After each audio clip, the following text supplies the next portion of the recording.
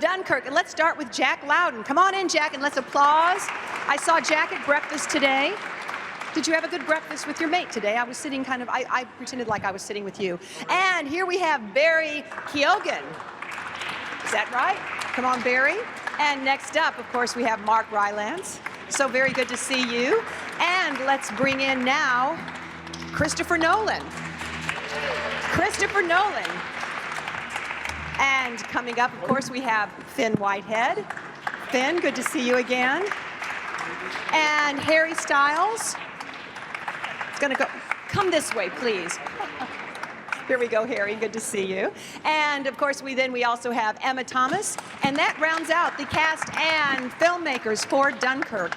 And to start things off, let's start off with Christopher Nolan. I feel like in many ways, Mr. Nolan, you're like a new filmmaker making your first real live story on the big screen. What attracted you to Dunkirk?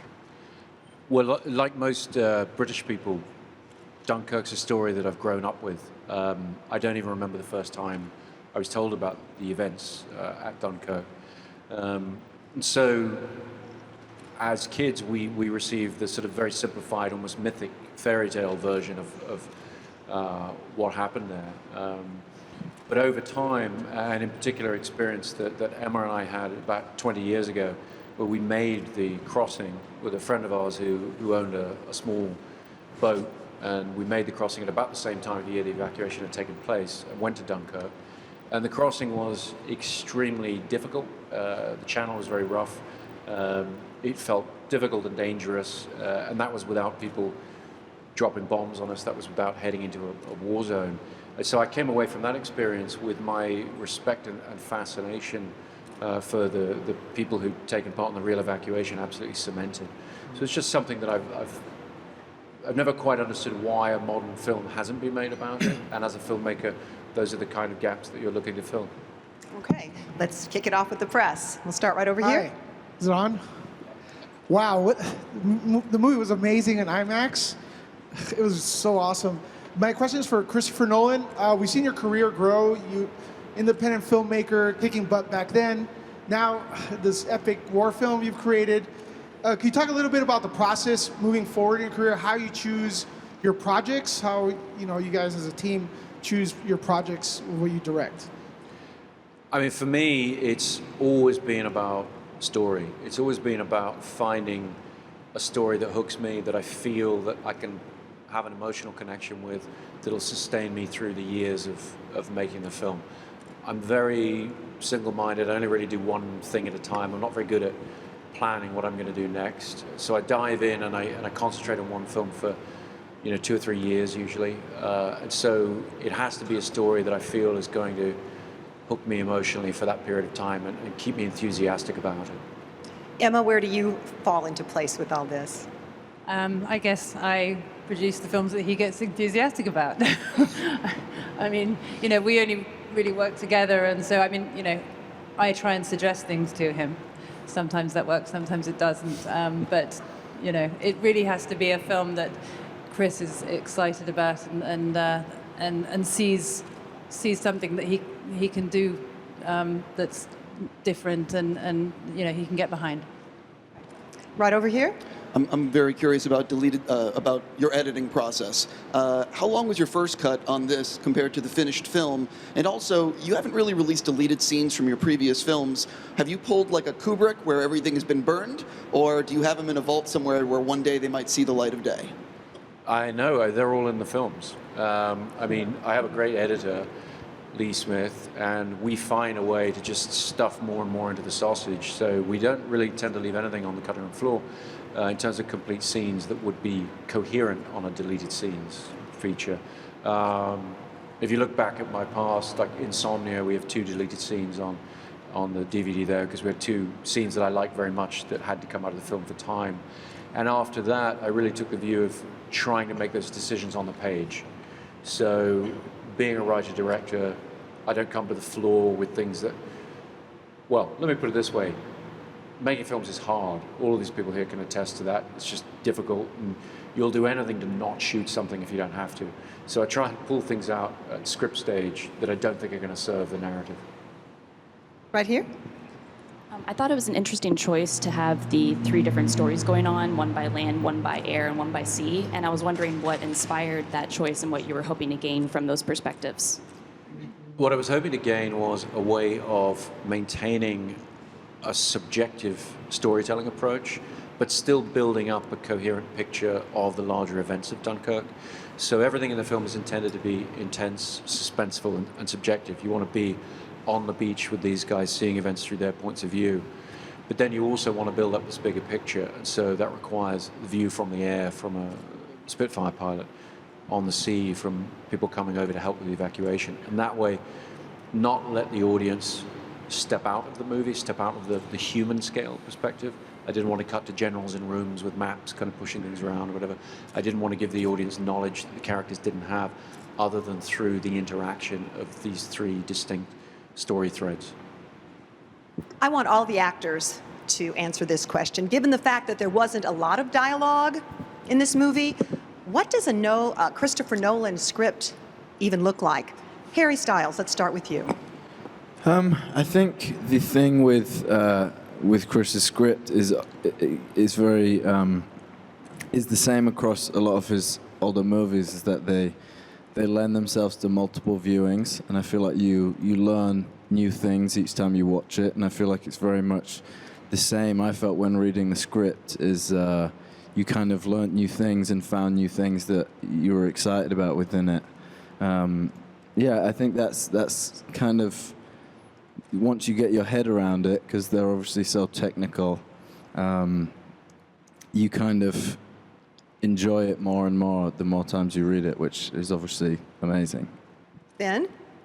I think that the fact that there wasn't much dialogue in the script meant that a lot of the characterization was left to us, which is quite an amazing thing to have.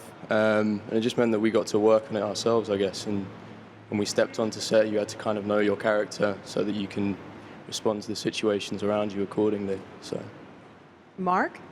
It's always helpful not to have to try and convince an audience that a bit of exposition is something that you really need to say as a character.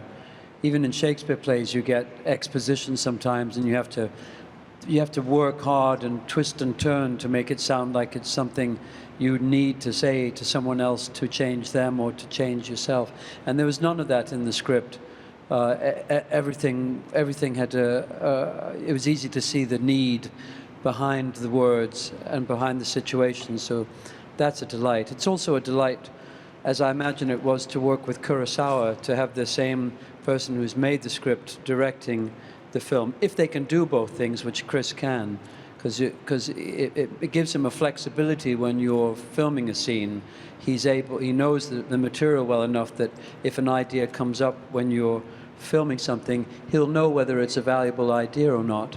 And always things happen in front of the camera that are not prepared for. So you want to have someone in charge who's strong and knows what they want to do, but's flexible about what's happening in the present moment. Jack? I mean, it's a very lean script. It's very fit. There's not a lot of fat in the script, and I think that's what makes it a great script. And me personally, I enjoyed the majority of my dialogue was technical jargon. I really there's a great satisfaction when you have to learn technical jargon for a part, and in the military, they love shorthand, and it's just a personal satisfaction in knowing what certain things meant, and it was fun. Do you remember any of it? Vector 1-2, I certainly remember that. Excellent. Yeah. That's great. Right over here. Mr. Nolan always brings out the best in actors. What's the best note for all the actors? What's the best note you got from Mr. Nolan? What was the best note you got from him? I think Chris kind of creates this world around you where you don't have to act too much, and a lot of it is reacting. I think as much as anyone could possibly help you be in a situation, he creates that for you. So I think it's just not overthinking it and don't think about, acting too much, I think is kind of the best thing. Chris really kind of puts you at ease in terms of, just say what you need to say, kind of don't overthink it. And I think if you're trying to act, you obviously don't want to be kind of overthinking anything. So yeah, I think Chris just creates an environment on set where you feel very, you're not intimidated so much by the scale of everything that's going on behind you. He makes it feel very intimate with you and the camera, and it helps to like not distract you. So I'd say, yeah, that kind of really, and he's nice. Come on. Finn. Yeah, I think I agree with Harry. It's far less, I think, about what Chris actually said to us and more about the way he works. It means that you are just kind of sucked into this world, and I think anyone who's a fan of Chris's films can see that the characters are grounded in such a sense of reality, even when they're so obscure and kind of surreal, that you're able to empathize with them so much easier. And I think that was an amazing thing to be a part of, to be thrown into this world and just be reacting to the situations he was putting in front of us. Jack, I guess you were told probably just to hold your breath. Yeah. I mean, I didn't need to be told that. Well, there was parts of what I got to do. I was saying this earlier, especially when I'd go up in the plane with the IMAX camera on the wing, and we'd come back down and show Chris. It very much felt like shooting a short film in a way. Like Chris would have a look, and then we'd stick more film in the camera, and up we'd go and do something again. Something different that Chris had thought of, and we'd come back down. He'd have a look. It was basically sort of. Technically, there was only about 3 of us there when we were doing that, me, the pilot, and Chris, and that part was a lot of fun. Yeah. Barry, Mark, notes from the director? I mean, as the lad said there, Chris creates a world for you. I've not been on a film before where you have Spitfires come over you, battleships to your left, right. It's you don't have to act. I mean, it's fun. It's you know what I mean. So yeah, it was more the way the world he created, and it just made it a lot easier. Okay. Yeah, I don't remember. I don't have a memory of lots of notes or talk or micromanagement, which is really tiresome as an actor. I felt very trusted. Sometimes in modern films, the director is 100 yards away in a tent, hopefully not playing on their Game Boy, but watching. But seriously, I have been in films where you're not sure the directors even watch what you're doing. But on the contrary with Chris, he felt very much there with us. And Jack was reminding me that at times he would be rocking the boat behind the camera. You didn't feel him just there physically. You felt him there emotionally with you, and very observant to what was organically happening between the 3 of us, Tom Glencarny and I, and his notes were very gentle and never felt like I was being asked to do something other than to try and bring as much as my own humanity as I could in that situation. I mean, you didn't have much choice other than to be close to us on that little boat, but you know what I mean. He was just very personally involved. It's very hard to be a film director, I think, and many film directors have to take jobs and have careers that involve doing things just to get somewhere else. But you felt Chris wasn't trying to get anywhere else than where we were right on that day, and enjoy that. So that's should be the norm, but it's actually a gift when you get that from a director. For Chris, and also Emma too, considering that trying to make this film as realistic as possible. You were using real things, real planes. How did you do all this? Well, in planning the aerial sequences, it was very important to me that we try to achieve as much in camera as possible. So we were able to get real Spitfires, real bomber, real Heinkels, and really try and get the IMAX camera places we'd never got it before. Really try and put the audience in the cockpit of the plane with the pilot. And so there was a lot of attention to detail, a lot of careful planning. We shot all those sequences on IMAX, and overwhelmingly for real. That was the intention. And we got, as Jack was referring to, we bought a Yak airplane that's very similar in size and shape to a Spitfire, but has 2 cockpits, so we could have a real pilot flying, where we had our actor up in the air with a camera mounted on the wing getting his close-ups. And that was the kind of thing we really wanted to do, to try and tell this aerial story in a way that we hadn't seen before. Emma, do you ever say no? Okay. I don't know how to answer that question. Yes. Well, no, I don't say no exactly. I would say I listen to the way Chris wants to do something, and I question whether it's the right way to do it, I would say. I think that's generally the MO. But I think that I just wanted to also add to the question of, you know, how we did things for real. Not only, you know, I think that with all of these things, with the Spitfires, with the boats, we have there are a lot of people who are they're real enthusiasts for this era of history and do a great deal to sort of keep the memory of it alive. And so not only did we have the Spitfires, but we also had some of the real little ships that were basically recreated the journey that they made in 1940. There's a group of very passionate owners of those little ships, and they regularly get together and memorialize the evacuation. And we had some of them come to Dunkirk, which was an incredible thing. And I think that it really helped all of us to sort of tell the story in a very authentic way. Stephen. For Harry, this is a supporting role, and I assume that your people, your agents or whatever, have given you proposals where, like Elvis or Eminem, you would have made your movie debut in a starring role. Why did you decide this was the way for you to go? And for Christopher, did you, when you were starting out, worry that his celebrity might overshadow his co-stars who were virtually unknown to a mass audience?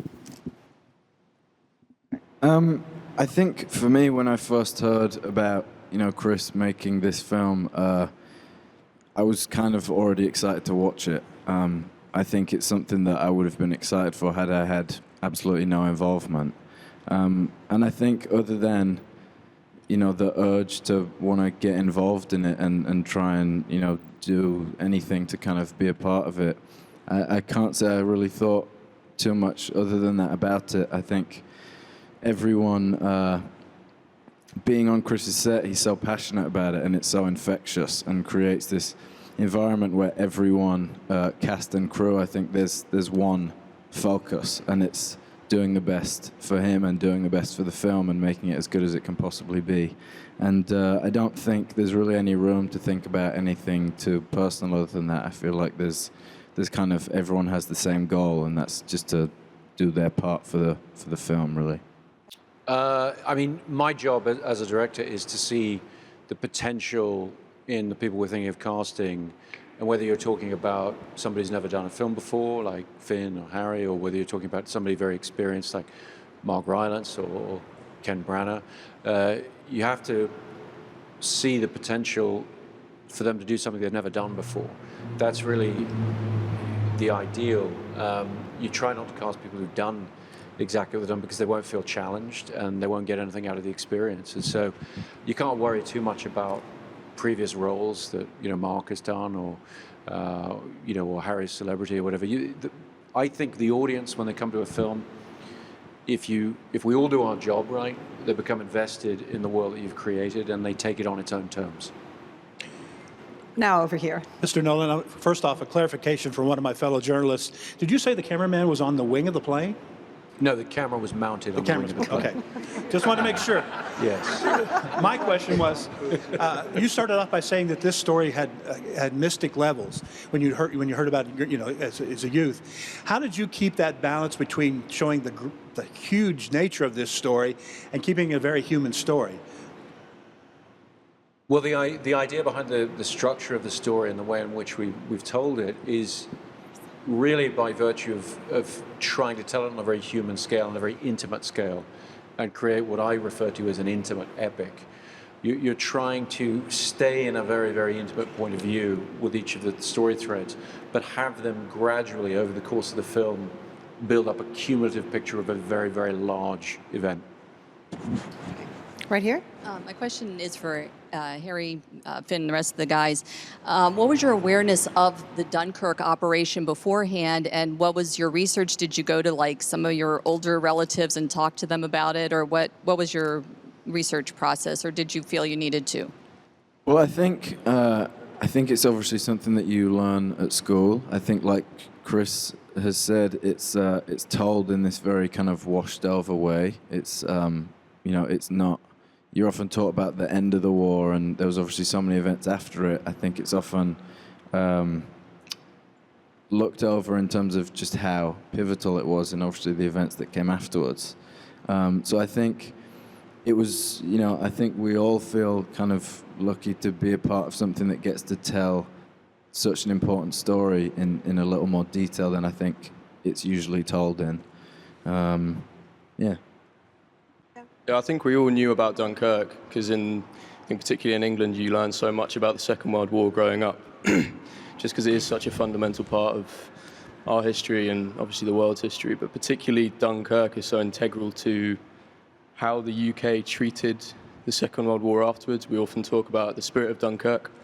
I think even if you don't learn that phrase, it's very present in history books and in lessons, that it kind of set the tone for the rest of the Second World War, and it was this coming together of people to get through such a crisis and this community spirit. So, I think I knew a bit, but after doing the film, it was just amazing to learn all the little details and the resourcefulness of the men and the extents they went to and the desperateness of the situation, really.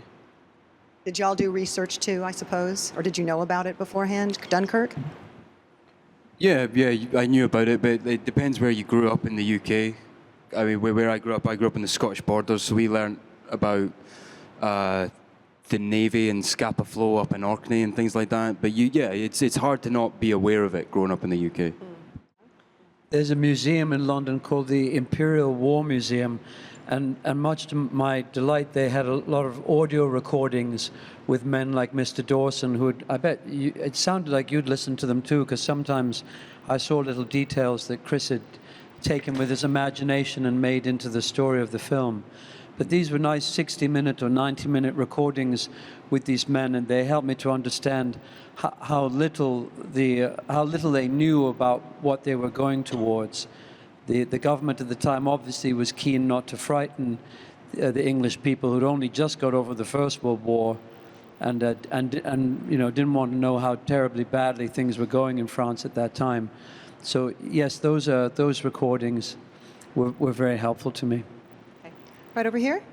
Two questions for Mr. Nolan. One, this for me really felt like a locker room thriller, so I'm wondering cinematic influences. And then two, this is a game changer for moviegoers because of the IMAX experience. It's like something we've never really seen before. So if you could talk a little bit about the IMAX, shooting almost the whole thing in IMAX, and then going forward, is this the way you're going to be making movies? Well, I've been working with IMAX for about 10 years now. And with each film, we've tried to maximize our use of it, try and shoot more of the film that way. This film felt more than any other I've made that it needed to try and immerse the audience in the experience and create what I call a sort of cinema of experience, really take them there. And IMAX is the best format to be able to do that. Obviously that poses production challenges, but I think it's well worth it in the finished product. As far as influences creatively on the film, we looked at a lot of suspense films. I really wanted the film to be driven primarily through the mechanism of suspense, which I think is one of the most cinematic of film forms, most pure cinema. So we looked at Hitchcock, we looked at various influences. I think the one I would point to most is probably Clouseau's Wages of Fear, which I think has a very, very distinct, influence on various aspects of the film. But I like to cast a pretty wide net in terms of films to show the crew before we start. We looked at a lot of different things. We looked at some David Lean films for the treatment of landscape. We looked at Ryan's Daughter, the treatment of the beaches in that extraordinarily visual film. But I think Wages of Fear was the one that we most sort of honed in on as that language of suspense. Right over here. Yes, my question is for Harry Styles. So how did you making your debut in a Chris Nolan film is so impressive. How did you prepare for your role, and what did you learn from your fellow cast members? I think being on a set like this, it's hard to not just be always learning. I feel like being around people that you're a fan of just feels like a privilege. I think you try and soak up as much of that as possible. I think Chris has, like Mark mentioned earlier, Chris has this way of, he's not really controlling you, and I think it gives you a confidence to kind of be as natural as you possibly can. You never feel like you're trying to kind of hit too many notes at the same time. He never has you overthinking stuff. And you know, I've just felt very lucky to be on, you know, the set of a man that I'm personally a fan of his work with a group of actors who I'm also a fan of their work too. So I just felt very grateful to be involved, truly. When you hear these planes, do you all feel like you should duck or something? I mean, just is it kind of a... I thought it was a sound effect like yesterday when we were doing interviews. I really did. You'll never think of planes or anything the same way, I'm sure. Right over here? The evacuation or miracle of Dunkirk, it evokes something different in everyone. I want to know what it evokes in you collectively and why you want to tell this story. I'll go first so that no one steals my answer. For me, I think what it really is about, when you think of the Dunkirk spirit, when you think about if the story has a particular meaning, I think for me it's about communal heroism as opposed to individual acts of heroism. I think it's about the cumulative effect of small acts of human heroism and what we can achieve together rather than individually. I would say I think it's very much about communal heroism and how these small acts can obviously lead to, yeah, thank you. Does everyone agree with that? Okay, Yeah. good. We'll go on to the next question. I actually have something okay, to add to Emma, that. yes. Because I think the thing that I love about this story is the fact that it's a reversal of the traditional roles, right? So, you know, normally we're used to watching, any film that involves war or the army. You know, they're the heroes and they come in and they save the day. And I think that what's incredible about the evacuation is that it was the regular people. It was the ordinary people who came in and completely reversed things and changed the course of history. So that's what's interesting to me. Okay. We're getting tight on time. We've got one question over here, and then we'll have one last question. So right here. Hola. So one question. Yes, of course. Mr. Nolan, as I'm sitting in the theater and I'm hearing the clock, it's just maddening and exciting at the same time. I was wondering if you played anything to that effect for the actors.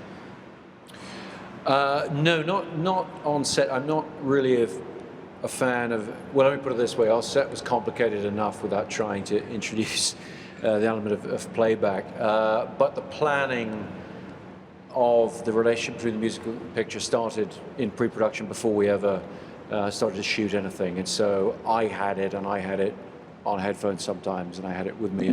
And the genesis of the track is it's a recording I made of a watch that I own that I gave to Hans, and we started to develop a rhythmic language of how that would build up the score from there to fuse with the picture and create a sense of forward momentum for the whole film. Last question, Cindy. For Christopher Nolan and Harry, could you talk about physically what was the toughest scene to film? And for Mr. Nolan, what is the one scene that gets you the most in this movie, if you have a favorite? How was it for you physically? It's great for me physically. You should answer that one. It was terrible for me physically. I think the thing was that everyone on set was incredibly aware of how obviously anything, however tough it got for us, it was nothing compared to what was happening.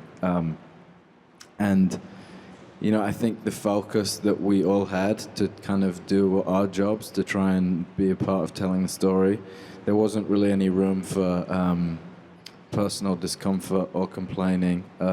It's also impossible to complain on a set where your director's going through the exact same thing as you. He's, you know, like Mark said, he's not in a tent. He's in the water with you. He's in the sand with you. He's cold. He's the first one there and the last one to leave. And I think it's, if anyone kind of thought about complaining, they kind of were like, yeah, I might not do that actually, because... I mean, it's a little bit, sometimes it's a little bit awkward to talk about my own response to the film we've all made, but I would just like to, I mean, I think for me personally, there's a very small moment, there's a little look that's exchanged between Mark's character and Tom Glencarney's character at a key moment. And it was something that I overlooked, hadn't even included in the script in terms of the response to something that happened. And Mark had sort of pointed it out to me, and very much worked with Tom and with Barry about what would be happening outside the terms of the script, what would be happening between the scenes that I'd actually written. And what that produced was something that you dream of as a director when you bring on great talents like Mark, like Tom, like Barry. You're hoping for moments that you didn't anticipate that actually come to define a particular part of the story, and that's what that is for me. July 21st is when Dunkirk opens. Thank you all for your Thank time. you so much. Dunkirk.